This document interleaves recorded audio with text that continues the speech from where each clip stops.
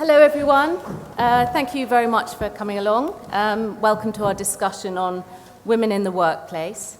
My name's Sarah Sands. I'm editor of the Evening Standard, and I'll be chairing this event, sandwiched perfectly between International Women's Day and Mothering Sunday.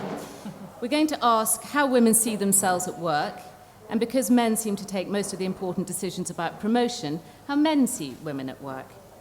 I've always felt that as a race, we women are welcome, in principle, at work, but then bosses are unsure what to do with us. Somehow women seem to slip through their fingers, occasionally literally. Perhaps we're tolerated because we come cheaper than men. We've all seen the Equal Opportunities poster that tells us to give our daughters less pocket money than their brothers, that way to prepare them for working life. We also know that talented young women pour into the workplace and mysteriously disappear as they go up the ranks. So today, we have a very, very distinguished team of experts to give advice, guidance, and who knows, perhaps to tell some hard truths to women. Each member of our fearless panel will speak for about 3 minutes with searing insight and authority, and then we want your questions and make them as tough as you like. This is a discussion that will go somewhere if you take part. So if I can go through the panel. First, our Culture Secretary, Maria Miller, known to a politician who stays calm even in a room full of belligerent and coincidentally male newspaper editors, where I last saw her. She's also, more importantly, the woman who can save the arts from the Chancellor's axe. I hope she'll be telling us how female-friendly she finds it in the Cabinet. We also want to know whether the Prime Minister does indeed have a women problem, and perhaps if Maria is backing Theresa May as the next leader. We then have Melinda Wolfe, Head of Professional Development at Bloomberg and a world expert in the nurturing of corporate talent. Melinda also serves as a commissioner for the New York Mayor on women's issues. I'm sure she can tell us what makes women successful. I hope she can tell us whether Mayor Bloomberg is better for women than Boris Johnson.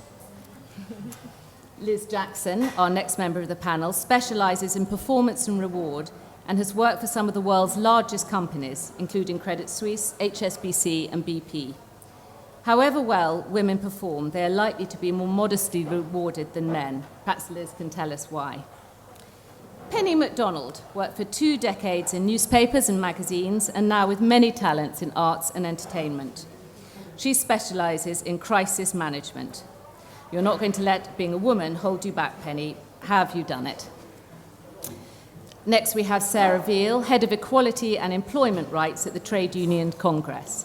I suspect Sarah will have a view on whether the failure of women to advance to the top of their professions is biological or institutional. And does it matter if we make it to the top or not? Lastly, we welcome Ceri Goddard from the Fawcett Society, the UK's leading campaign for equality. How's that campaign going? And when will we know if we've won? That's our panel, so if Marie could kick off. Lovely. And good afternoon, and it's a pleasure to be here and to be able to give my thoughts on this really important topic. The facts are pretty simple. At the moment, 60% of graduates coming out of university are women, highly educated and able to give a great deal to the workplace. And although there's been an awful lot of progress in recent years, particularly in the last couple of years, around the number of women that we've got representing us all on boards at the highest level, that's still only just over 17% of boards are women. So what's happening in the middle? Why are women who are coming out of university then not finding it easy to get to the very top of their professions? And I think there's 2 things we should be considering. First, of course, it's to do with attitudes and making sure that there's a level playing field when women are applying for jobs. But I think there's also some very important structures that we need to be looking at. And perhaps this is the disappointment that I would have over recent years, that we haven't done more as a country to take what is a workplace designed by men for men and make it a workplace that is a level playing field for women as well. That's why, as a government, we are focusing on how we can make sure that we move away from flexible working being something which is simply the domain of women, and actually opening it up as an acceptable way of working for everybody, so that people can balance their caring responsibilities and their work responsibilities.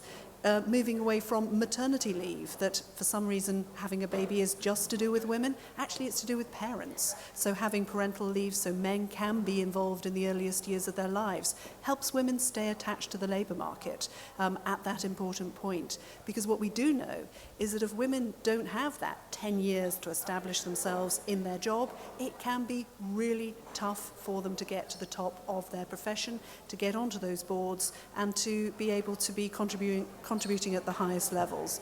So whether it's attitudes or structures, we've still got a long way to go, but I think we are making some progress, and certainly the results around people at the highest levels on our boards would suggest that things are moving in the right direction, but there's still more to do. Thank you. So next, Melinda. Thank you. So much to say in such a short 3 minutes, and so there's a couple of points I just would like to briefly make. One is just in complement to what you're saying. To me, the issue of women in leadership, which is a critical issue in my view, is at a almost crisis point at the moment. I really believe that women have stalled in leadership roles, whether it's largely in government or in the private sector, or even looking at the board level. I do believe, looking here in London, that there is more momentum and trajectory than we have even in the US, that the rate of representation, for example, on boards has increased much more quickly in this country than it has in the US.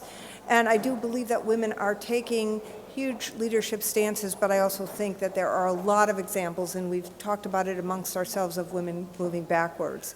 So my lightning rod comment is really critical time now, and there is no sign that there's a breakout, and it's concerning. The other point I would like to talk about is that this week Sheryl Sandberg's book is coming out in the US and probably all over. I have to claim honestly that I haven't read it, although I have read excerpts and heard her speak about it a little bit. One of the concerns I have in her message about women leaning in is that it's a really key message that women have to actually embrace their own ambition and talk about what it means to them to work and think about how they trade off those kinds of things. But the other context that's really important is that I think companies need to lean in. Companies, I say in particular, because they are huge employers and create opportunities, and they have a domain over how women work, what maternity leave is, what goes on. And so the debate to me is not about women leaning in. The debate is about how you get both sides to lean in more and what that will create and result. And I think that's really important. And I guess the final thing I'll just mention is the Q word, quotas, which I know have been considered much more in Europe than they have overall in other places. They're being talked about here. I don't think we could talk about them in the US. And I do think it's worthy of more debate. I would like to think that there's a kinder, gentler way of advancing women's interests without actually mandating it. But I also would like to say that looking at the picture as we see it right now, it's not happening by itself. So I'll conclude with that. Thank you. And Liz, how can women perform better? So I started thinking about this looking back to 1970, which was a good year for me because it was the year I left school, but it should have been a good year for women because that was when the Equal Pay Act actually came into being. It happens also to be the year when the Female Eunuch was published, and that was meant to change our lives. And some years later, Germaine Greer commented, "Most of the women in the world are still afraid, still hungry, still mute, with all kinds of fetters, masked, muzzled, mutilated, and beaten." She wrote that in 1991. I don't think much has changed in the last 20 years. Frankly, I wish we had Stonewall. You know, they really made a difference. Look at the difference of approach. over that period of time. You remember I couldn't believe when I looked it up, the Sexual Offences Act, as it was called, of 1967. There's some interesting parallels between changes in attitude from those two pieces of legislation. But we don't like to make a fuss. We even turn a blind eye to female feticide, to female circumcision, and equal pay is not very important next to those things. But it is important because it's an indicator of whether we are actually achieving equality. And I think that's why I've stuck with reward as my kind of specialism for so long. If we can get more money into the hands of those women, we can actually start to free them from oppression. Low pay is undoubtedly a contributor to low pay is a contributor to continuing equality and unrest. And women are paid a scary amount less than men. And I'm sure you've had statistics coming out of your ears today, but I just want to flag two. Women in full-time employment earn 25% less at the median than men. In other words, a 25% pay rise is needed to bridge the gap. And that's only at the median. I dread to think what it's like at the upper quartile, using reward speak. And most of you will have seen this week, 2 years after graduating, 30% of female graduates are earning over $24,000, which is pretty good until you discover that 70% of male graduates are earning over $24,000. So it actually starts right at the beginning. So why is the average still so low, and why is there such a huge female gap? And I think the graduate thing is a clue, and I want to offer you two reasons to think about. One is performance-related pay, and the other is an obsession with percentage increases.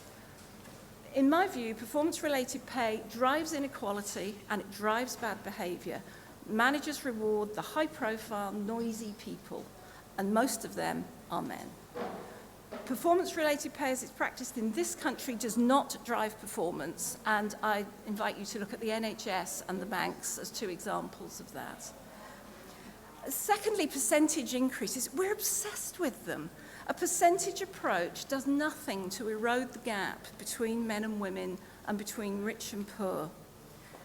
But actually, there's an even bigger contributor to the pay gap than performance and percentages, in my view. We don't stick up for ourselves. Men shout louder, they demand more, they make themselves more visible, they network more, they threaten to resign, and they get promoted. Whereas we women, we just work hard and hope for the best. We need to get serious about ourselves. We'll never achieve equality of pay as long as we sit back quietly, get on with the job, and think some committee somewhere is going to make it okay for us, because I can assure you they won't. We won't get noticed, we won't get promoted, and we won't get those important merit increases that are in the gift of our mostly male bosses. You have to ask for a pay rise, you have to ask for a promotion, and you have to ask for the pay that goes with that job. You need to send a message that you're not to be messed with. And you're not trying to make a discrimination claim. This is not about men and women. This is about the rate for the job, which has already been established by the people already doing it. I do want to ask one other thing, that if you get to a position of influence and you're the one making a decision about other people's pay, try and do your bit to deliver pay parity, especially at the more junior levels. Give up your own increase if that means that somebody lower down can get more. It's a very good reason to get women on boards. They can use their influence not to focus on women's issues, but to focus on how the vast majority of the workforce are motivated and how they're paid. And if you're not on the board, find a way to influence the managers you work with to think about these issues.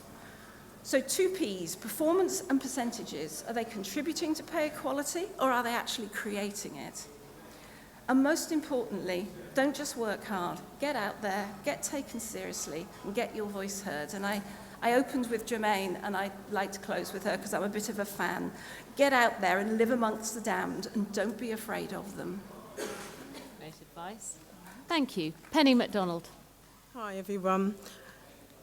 I've worked in the media for over 25 years, and I've done various jobs, from a PA to a dog's body to become the international managing director of a media group to a media owner. And throughout my career, I've juggled it around having a family and having a husband who also worked in the media as well. It was very difficult at times, especially one of my jobs entailed me sort of working in Europe for over 3 months. It was pretty horrendous, and we made it work, and thankfully we got through it. But during the course of all of that, I've worked on about 5 boards, and I've observed some really nasty tricks of the trade, and I just wanted to share some of them with you. So, for example, some of the men I encountered, had no self-doubt. They would stamp over themselves and walk over their own mother's graves to get where they needed to get to.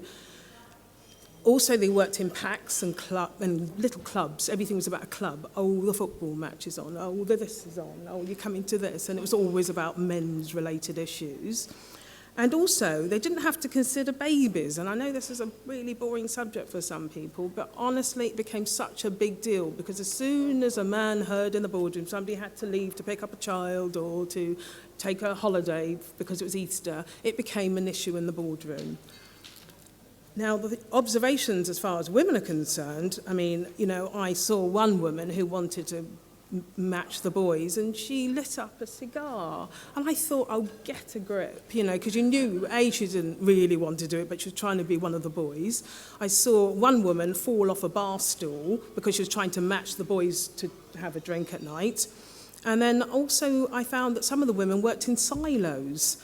And rather than, like the men, work in a pack or group, they were literally working on their own and working on secret projects for the chairman, who happened to be, guess what? Hello, a man. So just factor all of those things in if you ever want to get onto the board. What I do say, though, and this is a key point for me, is that I do think there needs to be more women in the boardroom. A, it offers diversity, and B, it offers flexibility. The gender balance is there, but there's an imbalance when you look at the business structure, because there's so many companies I've been to and I've worked at, there were hundreds of women working there, but only 4 members of the board, and they're all male. So you have to break through that glass ceiling, and here's how you do it. And I think the key thing for me is good governance. One of the things I've noticed is that we sort of home in on our core skills to get a job, but once we're in that job, we don't perfect that craft. We've got to keep becoming the experts in our field. And I think once you become the expert in your field, you can't be questioned, and your validity on the board can't be questioned. So I think, honestly, stick to those results, because so many people lose sight of how they got there in the first place, which I think is such a bad thing. Also, and this is another point for me, is that we've introduced a Pan-African title called Arise, which is flicking on the back of me at the moment up on the screen. And we pride ourselves in highlighting strong businesswomen, many of whom have chosen to go it alone or have been supported and encouraged by other women. But there's a strong matriarch footprint in Pan-Africa, and that's the thing I wanted to sort of engender here in this conversation, because, these women learn from their mothers. Not their fathers, their mothers, and they're making huge inroads. It's amazing. So just look at Jamaica, Rwanda, Nigeria. Women are forging ahead. They've got prime ministers, presidents, financial directors, financial ministers. They're all running businesses, and they're all women. So don't lose sight of what's happening, across the pond. And then the other thing about the good governance is that, really ensure that your business partners or associates say and insists on it being a qualification of their involvement to include women on the board. If you don't have that as part of the criteria as a partnership or in a sort of smaller business, you're ruined, because a new partner or a new business venture capitalist will come in and say, we don't want women on the board. Ensure that who you're signing up with and to are part and parcel of where we're going to take this discussion later, hopefully. So I think women shouldn't feel guilty about wanting a career or to make it into the boardroom, but equally, women need to be realistic and reevaluate each stage of their career progress, just as what I've done to get through my career. Great advice, thank you. Sarah Veale. Thank you very much. I had the dubious fortune of having to have a radio debate a few months ago with a man called Godfrey Bloom, who's the UKIP MEP for I can't remember which constituency. And this was about the role of women at work, which was going to be a very short argument as far as he was concerned, because he felt that all women of childbearing age shouldn't be at work at all and would be better occupied cleaning behind the fridge and or getting their husband's dinner on the table in time. But his basic argument against me, as far as I could work it out, was that women are different than men and inferior by implication, and that you couldn't do anything about that, so you have to live with it. Well, my proposition to him, if he'd had the good grace to listen at all, is that, yes, women are different from men. The trouble is at work that all the systems that operate within workplaces have been designed by men, or nearly all of them, and are designed on the premise that most families have a male breadwinner who earns most of the money and a woman tagging along who may be earning some pin money or may not for a substantial period of her working life. And you may think I'm making this up, but there are an awful lot of workplaces out there that, although they might pay some lip service to equality, still essentially have that kind of underpinning philosophical approach. And that's what's led to, and I hate throwing statistics at people in this sort of situation, but it is just worth noting that this is by government's own statistics. Only 33% of managers and senior officials in the labour market at the moment are women. 70% of administrative and secretarial jobs are done by women, and of course the former tend to be far better paid than the latter. It's also worth noticing, and someone else mentioned this actually, that women are still very heavily concentrated in what are known as the 5C jobs: catering, cashiering, cleaning, cooking and caring. I can see that a lot of you recognise that, it's not new.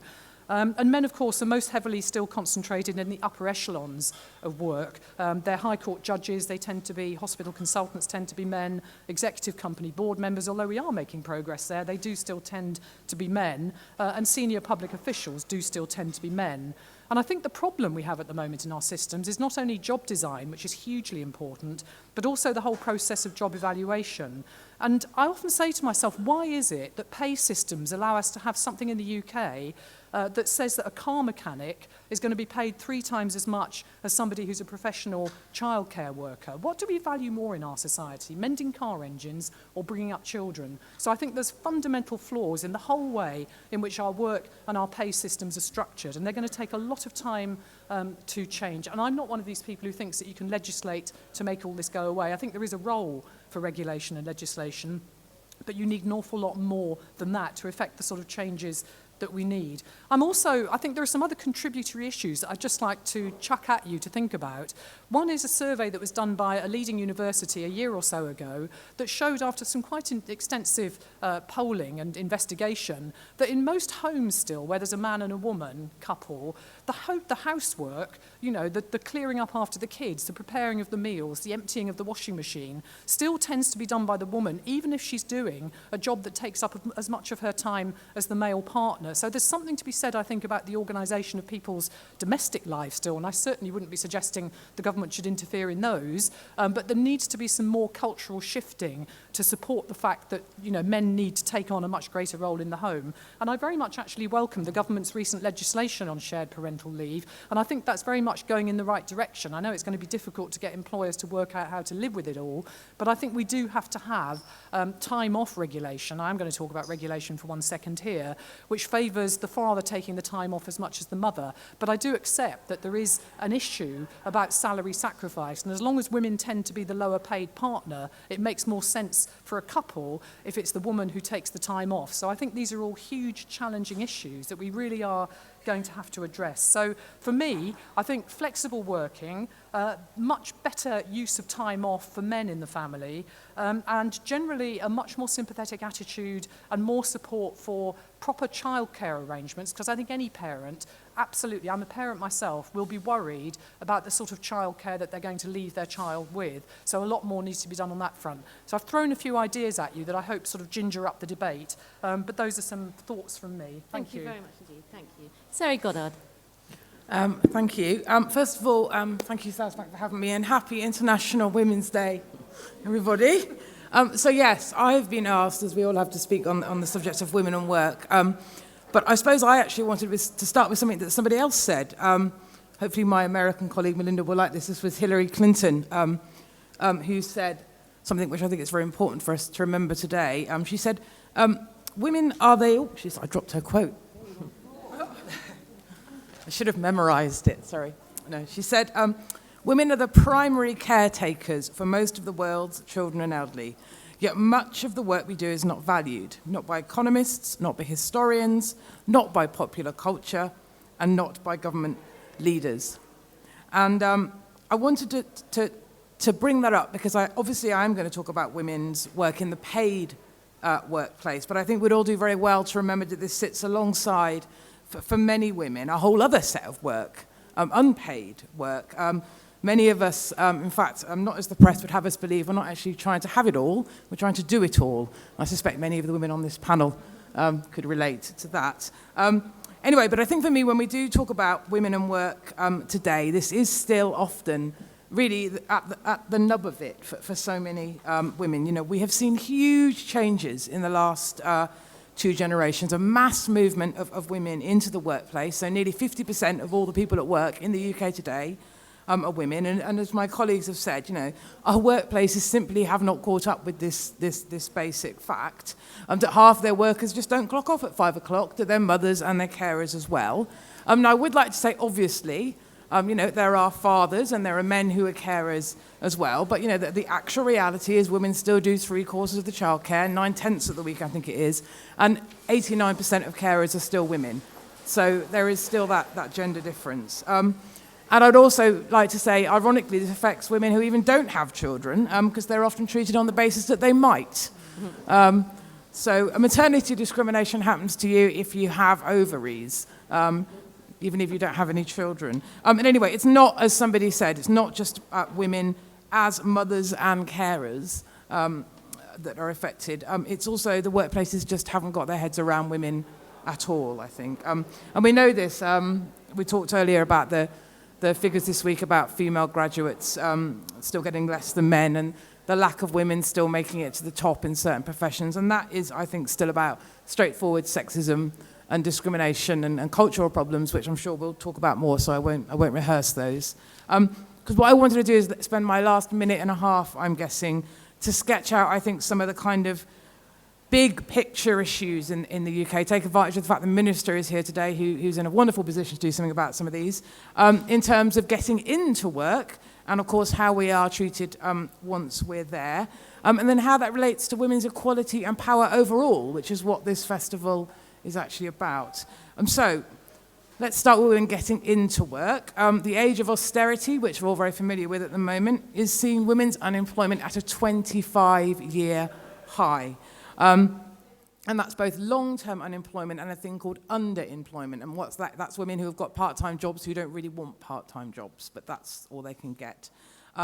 We're seeing a major reconfiguration of the labour market. Basically, there's been a lot of jobs lost or being lost in the public sector. And what we're not seeing yet is the private sector being able to pick those jobs up. So that's what's causing these high levels of unemployment. And the government will say they've created 1 million new jobs, or women's employment's at its highest ever, which is true. But the reason that's true is that there's more women of working age than there has been ever. But there is more of them not able to get a job than there has been for 25 years. So statistics and damn lies. But I think everybody would agree there's a bit of a problem if you're trying to get a job, particularly younger women. Anyway, we know that there's 1 million women missing, which is an odd phrase, but they're missing because they can't get part-time and flexible work. So there's not enough jobs and there's not enough flexible ones. But this links to one of the biggest issues I think women face once they get into work, which has been touched on, which is this massive pay gap we still have. So women on average getting paid 85p for every pound a man does. And actually the pay gap in the private sector is a lot bigger. So for the first time, we're quite concerned at the Fawcett Society, we might actually see for the first time since records began a widening of the pay gap as women move from public sector jobs, which generally are paid better, have better terms and conditions, to a more low-wage economy, which will go with the private sector. That said, there's we would welcome, there's various voluntary schemes being led at the moment by the Minister's Department, companies monitoring equal pay, taking kind of voluntary action there. But we think the government should use its power more robustly, or at least give itself the power to demand that big companies do more on equal pay if this voluntary action doesn't work. We shall see. But in work, as we've talked about earlier, we can see women are just not rising up the ranks as they will, and this is in a huge part to do with the motherhood penalty, which I spoke about earlier, the childcare costs involved, the time out. And again, I would agree with Sarah that I think the government's proposals on sharing parental leave and flexible working are really a good move in the right direction. Basically, they're saying, women should be able to share their leave more with their male partners. One thing they could do to improve it, though, is actually pay the fathers they're asking to take paternity leave. By the government's own reckoning, about only 8% of fathers are going to take that up, because most families, in reality, can't afford for the father to go on paternity leave. If you look in Sweden, where they have a similar thing, it's called daddy leave, which is a bit patronising, but at least they pay it, and 80% of fathers take it up. And they also calculated that you can add 7% onto a year onto women's earnings for every month a man takes looking after the children. So statistics again. But I'm going to have to wrap up. Okay, my last thing I was going to say, though, is that I do think it isn't just about law. It isn't just about the law. We do need to see more positive action by companies. And I do think, though, they do need to be looking at quotas. And I wanted to give an example from Norway, which did bring in quotas, and they did increase women on boards by 40%. But the example I wanted to give was there was a lot of people who opposed, a lot of women who opposed quotas in Norway at the time. But somebody went back and interviewed them all. They interviewed, I think, 50 of them who were completely opposed. They went back 5 years later, and 49 of them had completely changed their mind when they saw the difference it should make.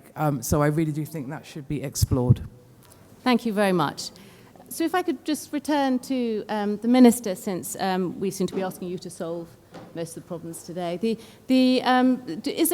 we need a plan B now? We've talked about that through voluntary action, through incremental change, through tampering at the edges, we might make progress. But strangely, the status quo prevails, that we can see women at the top of companies, it's actually sort of falling, that nothing in the end happens. So do we need this stonewall? Do we now need direct action, or do you still believe that voluntary action will do? Well, it's interesting, isn't it? Somebody brought up the Equal Pay Act, which came in 1970, 1972. So 40 years ago. And yet somebody else pointed out that we still have a significant inequality in terms of the pay that women receive and men receive. So if you ever want a more stark illustration of the very, very blunt nature of legislation and interventions by the government, that is it. But if we actually examine that a little bit more carefully and we look at what is driving the gender pay gap, why after 40 years are we still seeing a gender pay gap, even though we have legislation, even though we have European directives, why is this still there? And it's for three reasons. One is because women make different career choices, and this has been brought up already, around the sorts of things they feel maybe is appropriate for them. I've just come from the Science Museum, part of the work that they're doing to try and get more young women thinking about science subjects. It's an area that we have a real shortfall of manpower in, or even woman power in, and yet women are not seeing that as an option. So the sorts of career choices that women make drive around a third of that gender pay gap. So better career support, better support once people get into their chosen profession.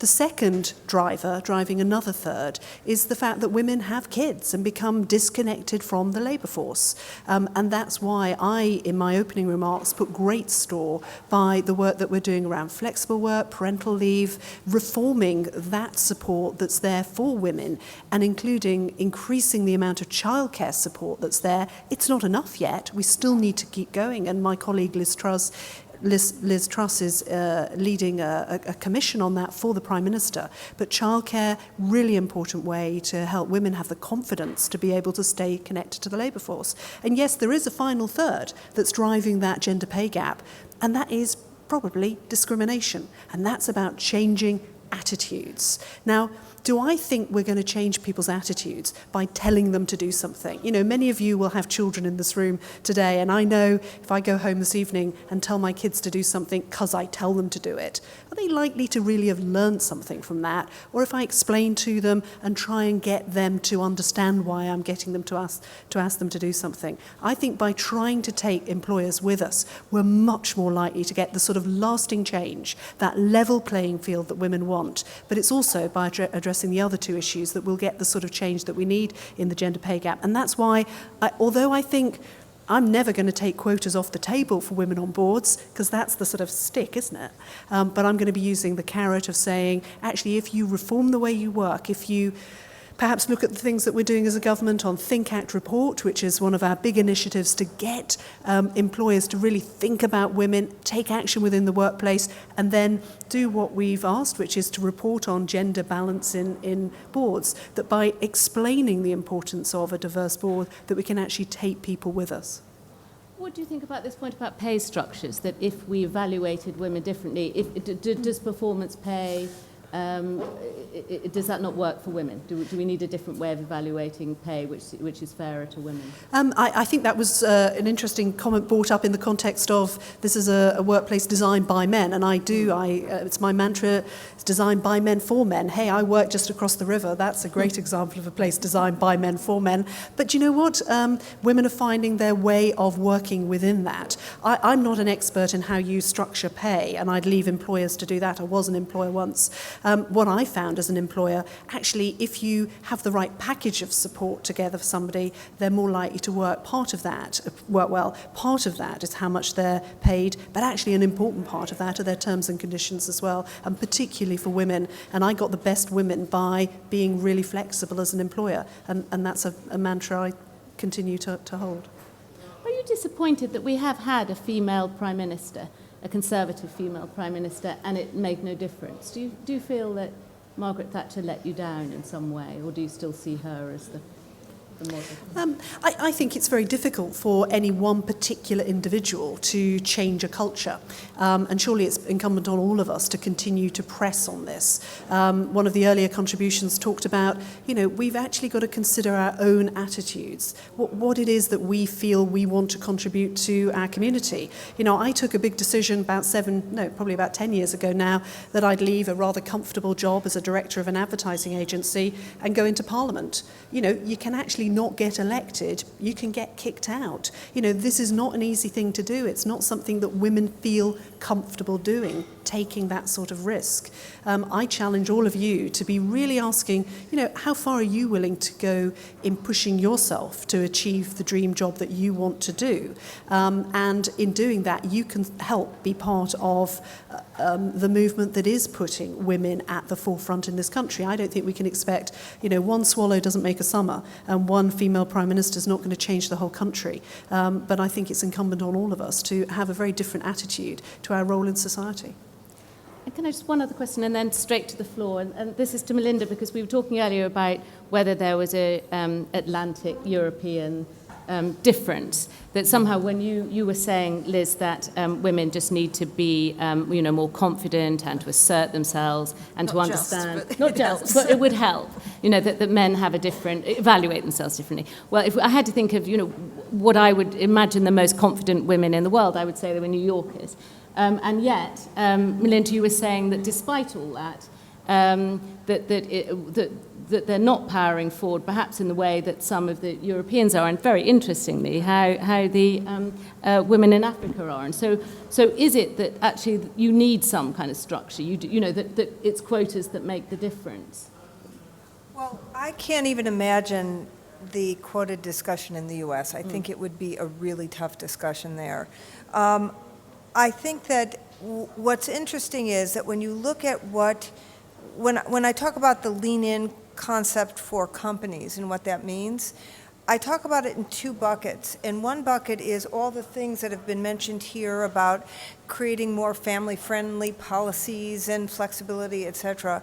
But the other is a more hand-to-hand combat situation where you actually need male sponsors to step forward and put their credibility on the line to promote women. That's not about quotas. That's just about people taking action to be real champions, not mentors, but real champions.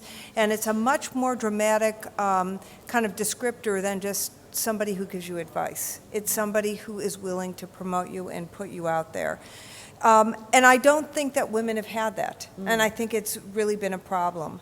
So, as confident as women can be, they can fold into themselves in environments where they don't feel that they have support. And a lot of these environments don't give them the kind of support.